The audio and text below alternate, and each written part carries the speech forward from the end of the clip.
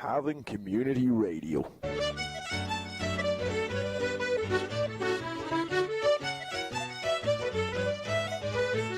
Local issues, local voices. Cavan Community Radio, 97.4 FM.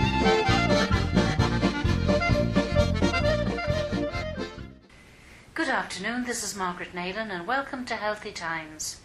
Today I'm talking to Dervla O'Toole, who is a yoga teacher who teaches not only in Cavan Town but also in Coot Hill. Very nice to meet you, Dervla. Thank you for talking to me today. Hi Margaret, how are you?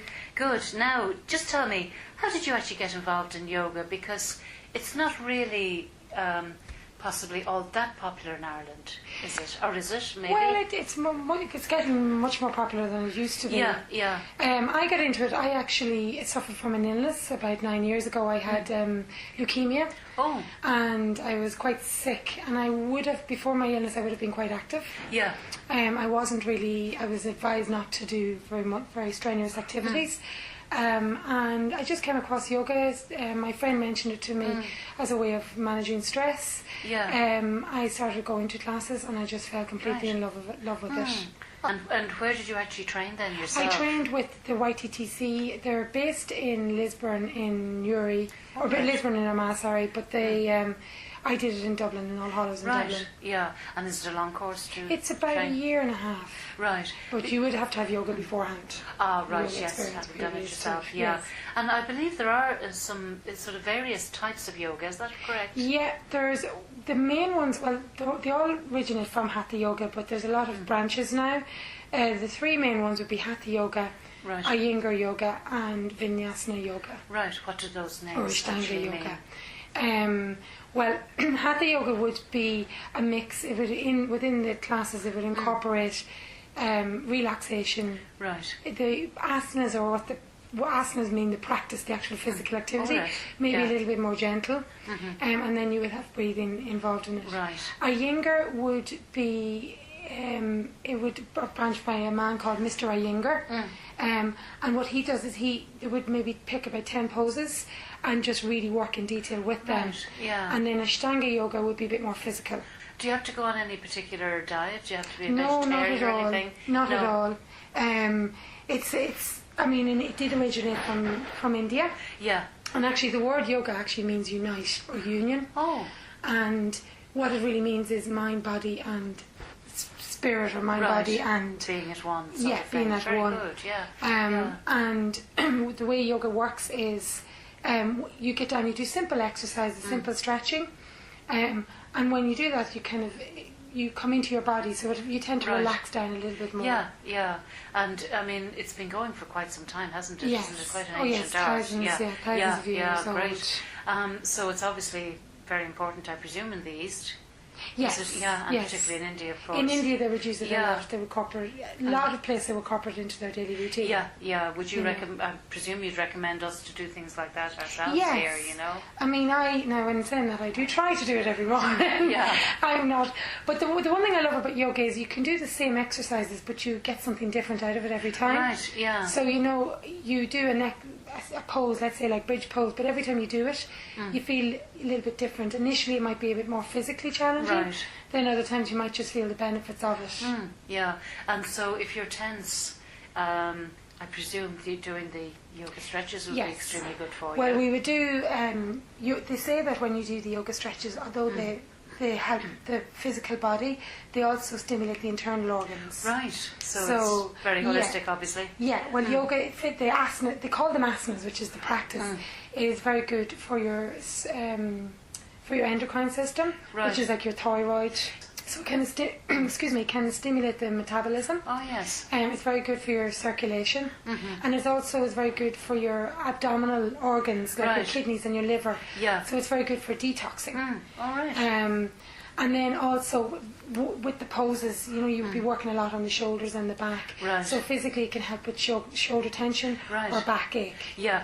And generally, I find a lot of people come to yoga initially with a physical ailment, Right. and then just fall in love with the whole practice. Yeah. So you'd recommend it for somebody with a back problem, would Yeah, you? absolutely. Right, Absolutely. right. And would you say, like, let's just pretend you have a serious back problem, and you go to, consultants or doctors about it, would you say to them, look, go and speak to your doctor about having it first? Yeah, it's very important. Before you could do any physical activity, it's very important to get it checked with your physio or with your GP. Yeah. I'd imagine some people probably tend to overdo it when they sort of get addictive to it. Yeah, absolutely. But of course. Yes. Well, yoga would be quite relaxing. You're doing it on the mat, so it's not so strenuous on the body. Right. And the one thing I love about yoga is everybody goes at their own pace. It's not a competition. Right. Yeah. Everybody's body is different, and everybody's a little bit more. Some people are more flexible than others.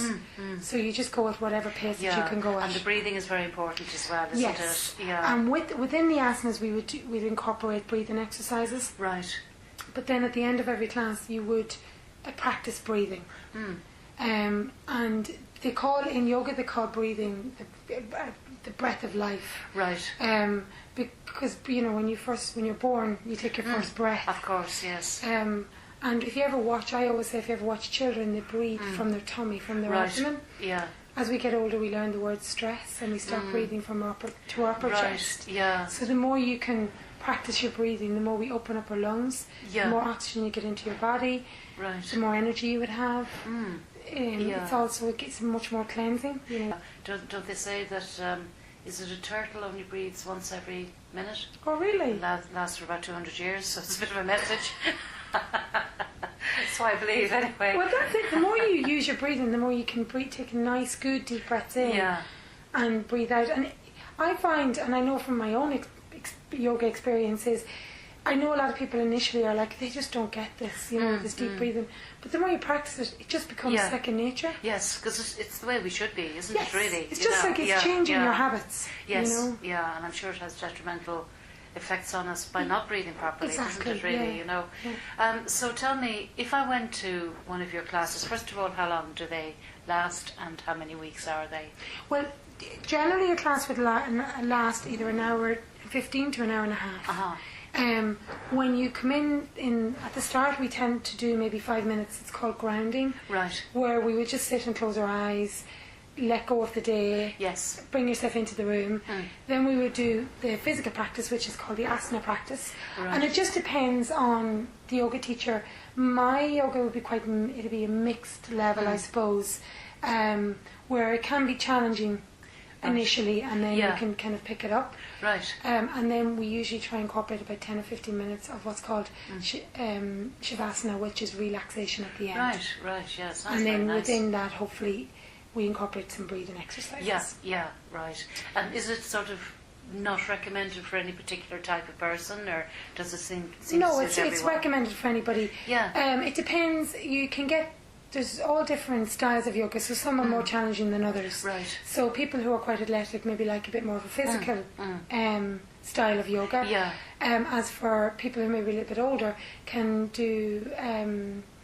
would like maybe hatha yoga, which is a little bit sort of gentle tamer and gentle. Yeah. I mean, even at the moment, I would be teaching chair yoga to people in nursing homes who do yoga. That's very and interesting. Then, yes, and then pregnancy yoga, women who are heavily pregnant come in and do yoga and breathing exercises. Yeah.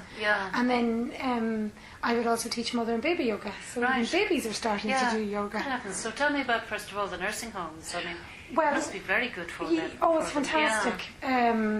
Because, I mean, as people get older, they have this concept that they just stop exercising. Yes, they stop moving almost. Stop moving. Yeah. So even just by simple movements like rolling the shoulders and moving the wrists, it just helps to supple up the joints. Yeah. So it helps with arthritis, it helps with stiffness. Right, yeah. Very simple stretch and simple movements. And it can really help. I've often had occasions where people come up and say that they've had a back problem. Through even chair yoga, and it helps relieve any tension and any stress. Yeah, because I suppose all of those problems probably originate with tension, isn't it, really? Yeah. And once you get rid of the tension, that's the beginning of the healing. And you should always be moving. Doesn't matter what age you are, you should always have incorporate some kind of movement into your... And even people in wheelchairs, I presume, can do certain absolutely. stretches. Yeah, I mean, I've worked in the Irish Wheelchair Association at one stage as well. So. That sounds really good that people are really being opened up to it, really. Yes. And then you said about pregnant women? Yes, I would teach pregnancy yoga at Cavan and Monaghan. Right. And women find great benefits from it. I suppose it started in England it was it's been there for about 20 years. In Ireland it's been here about 14 years. Right. And women find the benefits of it. It'd be much gentler, and women find that they get a lot of backache or sciatica or back pain from their pregnancy, and also it's quite demanding. Yes. So we would they would do nice, simple, gentle exercises to help relieve any pregnancy pains. Right. And then we do a lot of breathing exercises. I presume that would help with the birth. Yes, it helps. Really helps with labour, and it helps to keep the mum in control and through the breathing, keep her relaxed during her labour, during her pregnancy. Yeah. Gosh, it would be interesting to have the entire maternity ward having yoga, wouldn't it? Well, it's funny. Times are changing now. There is a lot of midwives now would recommend yoga too. Great, and of course word of mouth. Yes, That's